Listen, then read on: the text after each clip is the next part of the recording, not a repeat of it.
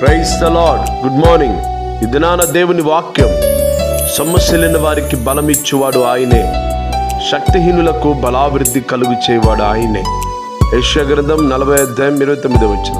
అవును ప్రియులరా, మన ప్రభు బలహీన సమయాల్లో, సమస్యలైన సమయాల్లో బలమునిచ్చి లేవనెత్తే దేవుడు. కనుక అనేక పరిస్థితులు మన జీవితాల్లో ఎదురవుతూ ఉంటాయి, అనేక ఇబ్బందికరమైన స్థితిగతులు మనకు ఎదురవుతూ ఉంటాయి. అయితే ప్రభు వాక్యం సెలవిస్తుంది, నిన్ను బలపరచువాడు, నిన్ను లేవనెత్తువాడు ఆయనే. అందుకే ప్రభు వాక్యం సెలవిస్తుంది, ఎవని మనస్సు ఆయన మీద ఆనుకునో వాని పూర్ణ శాంతి గలవనిగా దేవుడు చేస్తానని మాటిచ్చాడు.